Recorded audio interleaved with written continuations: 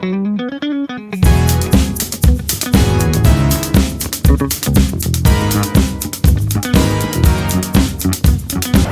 good morning, good afternoon, good evening in some parts of the world. Of course, we're here for another episode of Marites TV in UAE.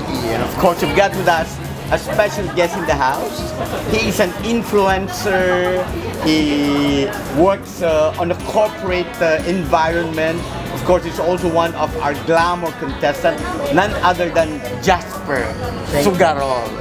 Kumusta, Jasper? Thank you sa pag-invite dito. Oo nga, buti nga nakita ka ni Rami eh.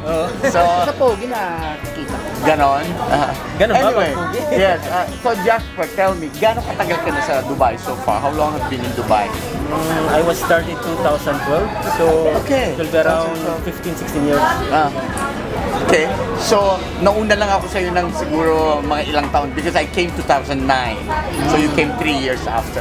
Okay. And so far, you've been working with the same company yung the last 15 Actually, years? naka-5 kumpanya na ako. Okay. Oo, iba-ibang field. Oh, okay. Yes? Actually, nag-start ako sa shoes, yung center point. Okay. Yes? After that, nag-barista ako. Okay. After that, ako ng office, assistant office. Okay. After that, nag-Malabar Gold Diamond ako. Okay. And now, nasa ako, lifestyle. Okay, lifestyle which is under ba siya ng Center Point? Hindi siya Ano? under ng center point. Iba siya. Okay, okay. Ibang kumpanya. Ibang company. So far yung mga pinagdaanan mong yon, ano yung naging paborito mo? Kunyari, babalik ka sa another company or another kind of work. Ano yung babalikan mo? Actually, mas pipiliin ko ngayon yung Okay. sa jewelry. Okay. Jewelry field. Kasi malaki medyo okay ang standard yung bigayan. Hindi naman masyadong malaki, hindi masyadong maliit. May commission pa. Yun. Before you Tapos, working in Malabar, no? Anong diferensya? actually, kung i-disclose ko, Malabar naman, hindi pa pwede kasi company secret yun eh.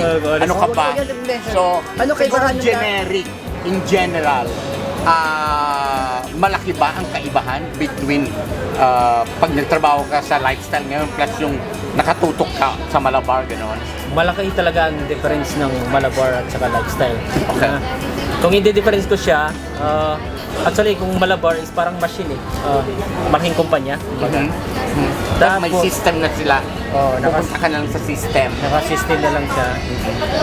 Actually, the more pressure siya kasi malaking kumpanya, kumbaga malaki din yung responsibilidad mo. Okay. Kaya ngayon, mas pinili ko siya yung isa kasi standard yung sahod. Hindi ka masyadong Pressure. or ma-stress. Kasi Okay. medyo kaunti lang yung niya. Target, kumbaga. Kasi pag sales kasi may target. Yun. Okay. Now, aside from working in a corporate field, alam ko na nag-vlog ka, di ba? Yes. And I know po, in fact, na si Jasper, maraming different kind of clients. As of now, ano yung genre mo? Ano yung binablog mong mga companies? Actually, nagpo-focus ako for food talaga. Food. Okay. Dahil malakas kang kumain o ba? Paborito mo lang talagang kumain. Bakit food? Of all the other things. Actually, yun yung question talaga, bakit food? Pinasok ko yung foods kasi mas madali siyang gawin, kumbaga. Okay. Mas Kasi- mabilis. Mas mabilis. Okay. Kasi anywhere dito around dito Dubai, halos makita mo pagkain. So, hindi ka na mahirapan magawa ng content, kumbaga. In the same time, actually, talagang sinasapuso ko yung pag-vlog. Yun naman talaga importante. Sa una, yun talaga ang focus mo, isa sa puso mo yung pag-vlog mo. Kasi, in sooner, magbibigay siya ng opportunity sa'yo. Kumbaga, yun. Katulad yun sa'yo, nag-umpisa ka sa isang company. Tapos ngayon, ilan na ang hinahawakan mo so far? Actually, marami-rami na rin yung hinahawakan kong kumpanya. Ngayon talaga naka-kontrata. Yung kontrata lang, nasa 3 ang kontrata. Okay. Pero yung mga per video ko lang, marami-rami na rin. Okay. Ano sa palagay mo I'm sure meron tayong mga nanonood that are new vloggers, right, mga baguhan. Ano ang may advice mo para mabilis ang kanilang, sabi nga, pag ano ng followers, mabilis yung pagdating ng followers? Ito sa akin kasi, kailangan meron akong, kumbaga, training everyday. Like, kailangan mo matuto sa pag-edit. Yun yung ginawa ko nung that time. E-edit, hindi edit. Yan ba yun? Edit. Edit, okay. Kailangan pag-aaralan mo yung edit kasi siya yung magiging tools mo. Yun yung magiging tools mo para magamit mo sa pag-vlog mo. Amen. Tapos hindi lang yun, marami pa. Ang advice ko sa mga bugawan, kung anong meron ka ngayon, like cellphone lang, gawin mo na. Kasi ang pag-vlog hindi perfect. Hindi talaga tayo perfect. Meron tayong mali, doon tayo natututo. Once na nag-start tayo nag-vlog, doon tayo natututo, paunti-unti. So, kailangan talaga gawin mo. Gawin mo siya. Para doon ka ma-develop. Wala siya talagang formula. Wala siyang formula talaga. Okay. Kasi nung that time, sabi ko, hindi naman ako magaling magsalita, hindi rin ako magaling magano sa camera. Pero magaling kang kumain. Gumaling lalo pag libre, no? Okay. Ayun. Dahil yung interesting part. Tinan mo, nagpa-vlog ka pa, nabubusog ka pa, may bayad pa yun. Tsaka pagkaibigan pa. Oo. You know, people in the business, especially mga may-ari, Oo. nakadagdag na ano yun. Yun yung importante dun, gagawa ka ng community mo. Kasi from now, nag-i-start ako ng vlogging for training ground ko kasi actually meron din akong ibang plan pa for that. Pero now, for the future. For the future. Hindi pa sa ngayon. Okay. So far, ano yung pinakamalaki mong followers at the moment? Now is 32,000. 32,000. Okay. Yung pinakamaraming vlog, pinakamaraming views. Sorry, views. Actually, yung sumaya ako kay Ilyas, ginaya ko si Ilyas. Okay. Umabot yun ng 500,000 views.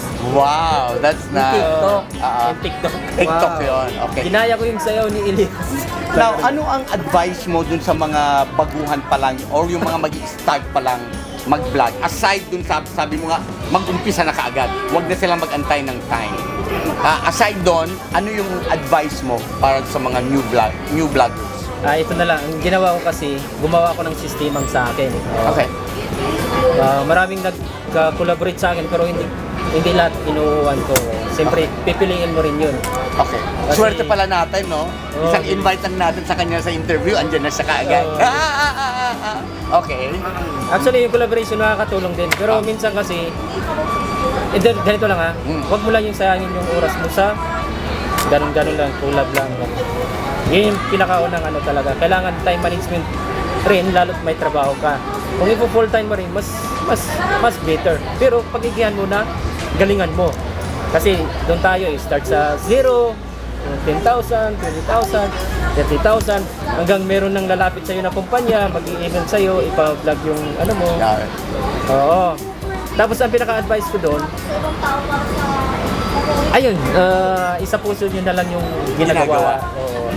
Okay, kailangan hindi nila gagawin just for the sake na gagawin. Dapat talaga may kumita ka lang. Pagkamita ka lang. Tapos may tanong pa ako sa kanya, since nandiyan ka naman sa gold, ano mo yun yung may papayo mo sa mga gusto mag-ipon ng gold, mahal ba ang gold ngayon?